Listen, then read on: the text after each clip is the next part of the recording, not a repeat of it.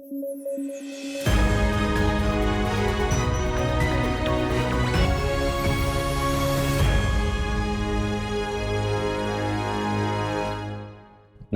News at 9 programme में आपका स्वागत है। मैं हूं वीरत दुबे। आइए नजर डालते हैं आज की हेडलाइंस पर। मीथेन के उत्सर्जन पर कसी जाएगी नकेल, मीथेन सेट हुआ लॉन्च, ग्रीन हाउस गैस है मीथेन। चीन और रूस चंद्रमा पर लगाएंगे न्यूक्लियर रिएक्टर, 2033 से 35 तक अमल में आएगी योजना। और भारत ने किया इंडस्ट्री 4.0 में प्रवेश, protection of trade secrets and economic espionage conference हुआ आयोजित, ट्रेड सीक्रेट्स को बताया हर दौर में अहम।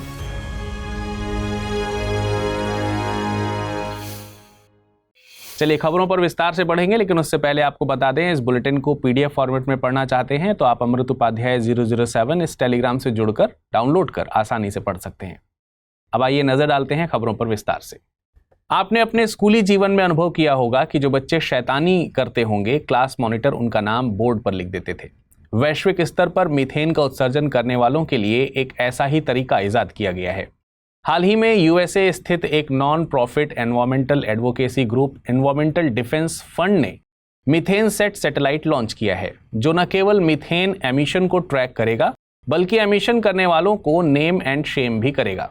वॉशिंग मशीन के आकार का यह सैटेलाइट ऐसा पहला सैटेलाइट नहीं है जो मीथेन के उत्सर्जक देशों को पहचान करेगा, लेकिन ये ज्यादा जानकारी मुहैया कराने के लिए जिम्मेदार है। आइए हम समझते हैं कि मीथेन से ऐसी क्या समस्या है जिसके लिए सैटेलाइट लॉन्च किया जा रहा है। पहली बात तो यह है कि मीथेन एक ग्रीन हाउस गैस है जो कि एक ग्लोबल वार्मिंग यानी वैश्विक तापन में कार्बन डाइऑक्साइड के बाद दूसरे नंबर पर जिम्मेदार है। औद्योगिक क्रांति के बाद से मीथेन ने वैश्विक तापन में 30% की भूमिका निभाई है। यूनाइटेड नेशंस एनवायरमेंटल प्रोग्राम के मुताबिक मीथेन कार्बन डाइऑक्साइड की तुलना में 80 गुना ज्यादा शक्तिशाली है। इसके अलावा मीथेन जमीनी स्तर की ओजोन के निर्माण में भूमिका निभाता है। अब आप सोच रहे होंगे कि ओजोन तो हमारे लिए जरूरी है। जरूरी तो है, लेकिन वो समताप मंडल में पाई जाती है। समताप मंडल में पाई जाने वाली ओजोन सूर्य से आने वाली अल्ट्रावायलेट रेज को रोकती है, लेकिन क्षोभ मंडल यानी ट्रोपोस्फीयर में पाई जाने वाली ओजोन नुकसान पहुंचाती है। मीथेन सेट का मकसद मीथेन के उत्सर्जन को कम करने में भूमिका निभाना है। अब इस उलझन को भी सुलझा सकते हैं कि मीथेन सेट काम कैसे करेगा। ये सैटेलाइट एक दिन में पृथ्वी के 15 चक्कर लगाएगा। ये ऑयल और गैस सेक्टर को मॉनिटर करेगा, जिसे डाटा कलेक्ट करके ये पता किया जा सकता है कि किस क्षेत्र से कितना उत्सर्जन हो रहा है।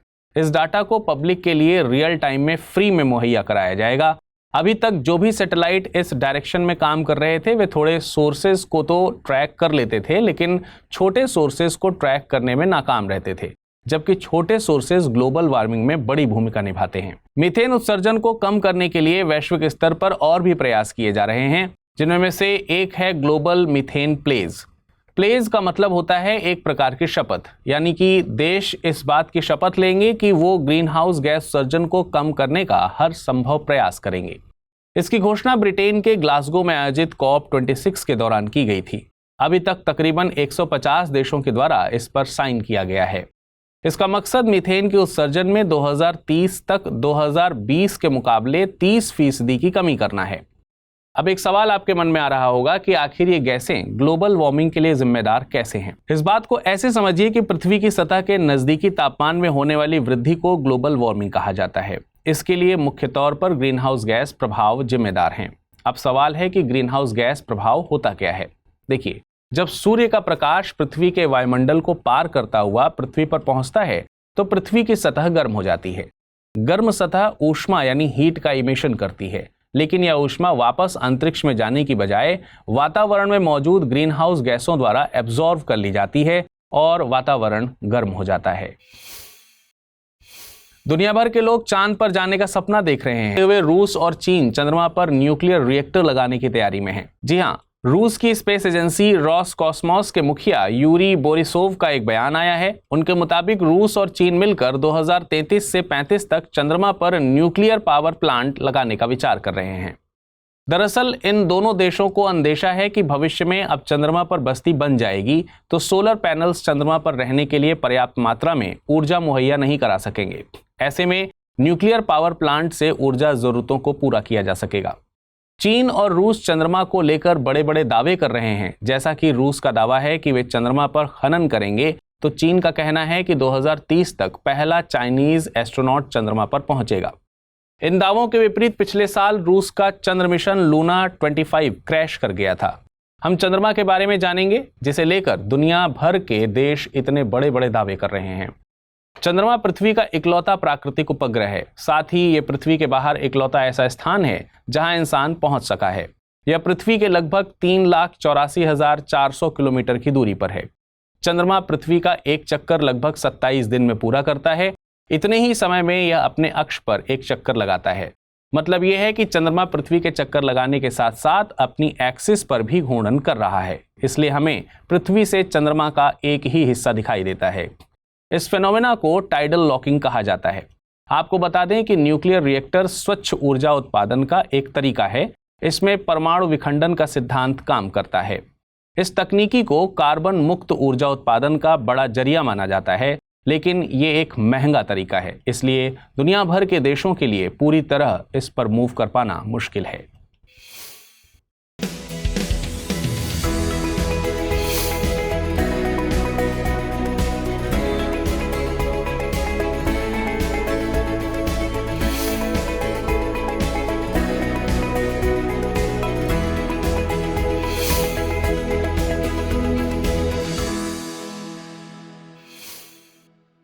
कानून मंत्री अर्जुन राम मेघवाल ने कहा है कि भारत इंडस्ट्री 4.0 में प्रवेश कर गया है। वे नई दिल्ली में आयोजित एक international conference protection of trade secrets and economic espionage को संबोधित कर रहे थे। इनका आयोजन एसोचैम और विधि आयोग द्वारा मिलकर किया गया था। इस मौके पर उन्होंने ट्रेड सीक्रेट्स को हर दौर के लिए जरूरी बताया।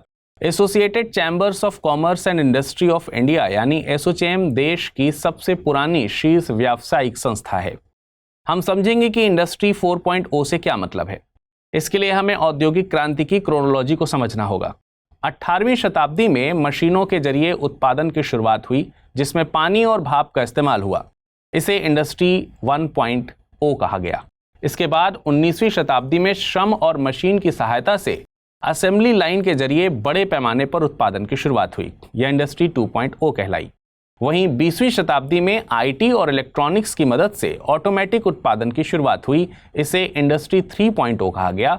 ठीक उसी तरह अब 21वीं शताब्दी में इंटेलिजेंट मैन्युफैक्चरिंग पर काम जारी है, जिसमें data cloud, artificial intelligence, machine learning, robotics अहम भूमिका अदा कर रहे हैं और इसे इंडस्ट्री 4.0 कहा जा रहा है।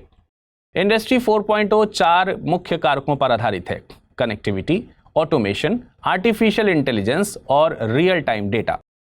इंडस्ट्री 4.0 में स्मार्ट फैक्ट्री की अवधारणा पर काम किया जा रहा है। वहीं ट्रेड सीक्रेट्स गोपनीय सूचना पर आधारित ऐसे बौद्धिक संपदा अधिकार होते हैं जिन्हें बेचा जा सकता है या फिर जिन पर लाइसेंस जारी किया जा सकता है। अगर उदाहरण से समझें तो कोका कोला कंपनी का कोक बनाने का फॉर्मूला ट्रेड सीक्रेट के तहत ही आता है।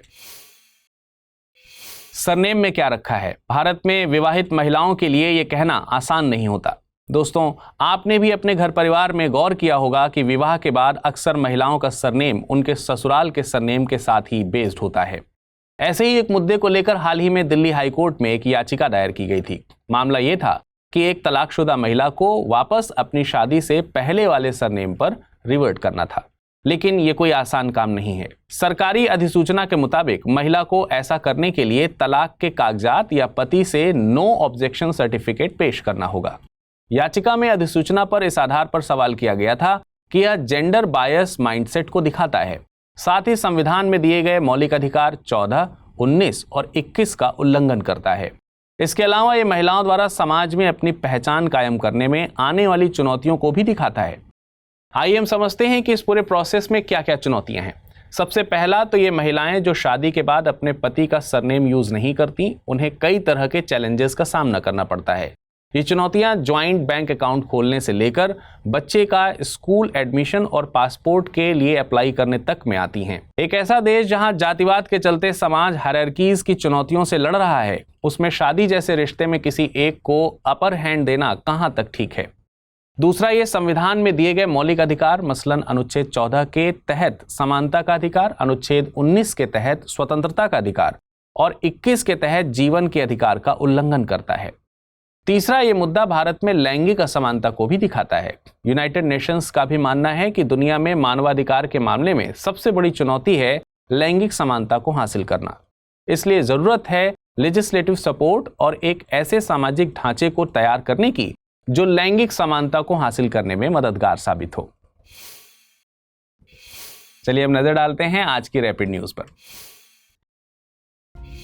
हाल ही में स्वीडिश रक्षा कंपनी साब ने हरियाणा में कार्ल गुस्ताफ M4 हथियार प्रणालियों के निर्माण की योजना की घोषणा की है। इसके साथ ही साब 100% FDI की मंजूरी पाने वाली भारत की पहली विदेशी रक्षा कंपनी बन गई है तथा यह स्वीडन के बाहर कार्ल गुस्ताफ M4 के लिए साब का पहला विनिर्माण संयंत्र होगा। M4 हथियार प्रणाली विभिन्न प्रकार के गोला बारूद दागने में सक्षम है। इसमें एंटी आर्मर और इल्यूमिनेशन राउंड शामिल हैं। इनकी अधिकतम सीमा 1500 मीटर तक है। साइबर धोखाधड़ी की जांच के लिए हाल ही में केंद्रीय संचार मंत्री अश्विनी वैष्णव द्वारा डिजिटल इंटेलिजेंस प्लेटफॉर्म और चक्षु पोर्टल को लॉन्च किया गया है। इस डिजिटल इंटेलिजेंस प्लेटफॉर्म को दूरसंचार विभाग द्वारा विकसित किया गया है। इसका उद्देश्य साइबर अपराधों और वित्तीय धोखाधड़ी में दूरसंचार संसाधनों के दुरुपयोग को रोकने के लिए हितधारकों के बीच समन्वय बनाना है। आपको बता दें कि चक्षु पोर्टल संचार साथी पहल का हिस्सा है जो स्पैम मैसेज या कॉल्स, नंबर और फिशिंग पर रोक लगाने का काम करेगा तथा डिजिटल इंटेलिजेंस प्लेटफॉर्म के जरिए सरकार बैंकों में होने वाले साइबर अपराध, सोशल मीडिया और अन्य प्लेटफॉर्म पर होने वाले साइबर क्राइम पर रोक लगाने का प्रयास करेंगी। हाल ही में WBL रिपोर्ट यानी महिला व्यवसाय और कानून रिपोर्ट 2024 जारी की गई है। यह रिपोर्ट वर्ल्ड बैंक द्वारा प्रकाशित की गई है तथा यह रिपोर्ट का 10वां संस्करण है। यह एक वार्षिक रिपोर्ट है जो अर्थव्यवस्थाओं में महिलाओं के आर्थिक अवसर को प्रभावित करने वाले कानूनों और विनियमों का विश्लेषण करती है। इस रिपोर्ट में 8 संबंधित क्षेत्रों गतिशीलता, कार्यस्थल, वेतन, विवाह, पितृत्व, उद्यमिता, संपत्ति और पेंशन को शामिल किया जाता है। यदि रिपोर्ट के मुख्य बिंदुओं की बात करें तो विश्व स्तर पर इस सूचकांक में किसी भी देश को पूर्ण अंक नहीं मिला है, जो दर्शाता है कि महिलाओं को किसी भी देश में समान अधिकार प्राप्त नहीं है। वहीं भारत की रैंकिंग में सुधार देखने को मिला है जो 190 देशों में 113 स्थान पर है तथा इस रिपोर्ट के अनुसार भारतीय महिलाओं को पुरुषों को दिए गए अधिकारों के 60% कानूनी अधिकार ही प्राप्त हैं, जो वैश्विक स्तर पर प्राप्त औसत अधिकारों से कम है। प्रधानमंत्री नरेंद्र मोदी ने कलकत्ता में आज भारत की पहली अंडर वाटर मेट्रो रेल सेवा का उद्घाटन किया। ईस्ट वेस्ट मेट्रो कॉरिडोर के हिस्से के रूप में देश की पहली under water metro train Howrah और एस्प्लेनेड के बीच चलाई जाएगी। यह देश की पहली यातायात सुरंग वाली मेट्रो लाइन है जो हुगली नदी के नीचे से होकर गुजरेगी। इस नदी के पूर्वी और पश्चिमी तट पर क्रमशः कोलकाता और हावड़ा शहर स्थित हैं। इसके साथ ही हावड़ा मेट्रो स्टेशन को भारत के सबसे गहरे मेट्रो स्टेशन होने की पहचान भी मिलेगी। हाल ही में खेल मंत्रालय ने तत्काल प्रभाव से भारतीय पैरा ओलंपिक समिति का निलंबन वापस लिया है। दरअसल यह निर्णय 6 मार्च से 15 मार्च तक नई दिल्ली में शुरू हो रहे विश्व शूटिंग पैरा स्पोर्ट्स विश्व कप को ध्यान में रखकर लिया गया है, क्योंकि यह आयोजन भारतीय पैरालंपिक समिति की मेजबानी में किया जाएगा। भारतीय पैरालंपिक समिति पर लगा यह निलंबन कार्यकारी समिति का कार्यकाल समाप्त होने के बाद चुनाव कराने में देरी और उसके दिशा निर्देशों का पालन न करने के कारण लगाया गया था और इसी साल फरवरी में उसकी मान्यता निलंबित कर दी गई थी। आपको बता दें कि भारतीय पैरालंपिक समिति भारत में विकलांग व्यक्तियों के लिए पैरा खेलों के प्रचार और विकास के लिए एक शीर्ष निकाय है। यह कर्नाटक सोसाइटी पंजीकरण अधिनियम 1960 के तहत पंजीकृत है और भारत सरकार के खेल एवं युवा मंत्रालय तथा अंतर्राष्ट्रीय पैरालंपिक समिति द्वारा मान्यता प्राप्त है।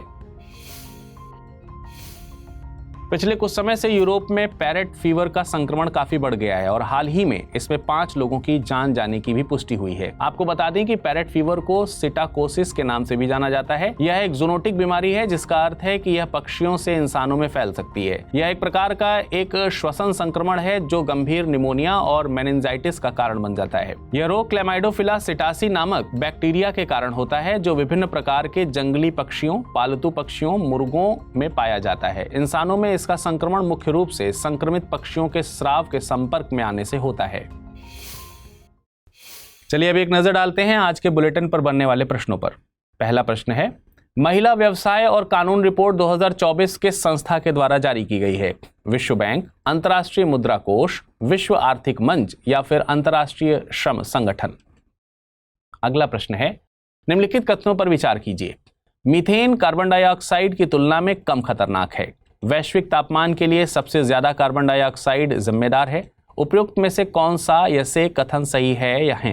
केवल एक, केवल दो, दोनों कथन सही हैं, ना तो एक ना ही दो।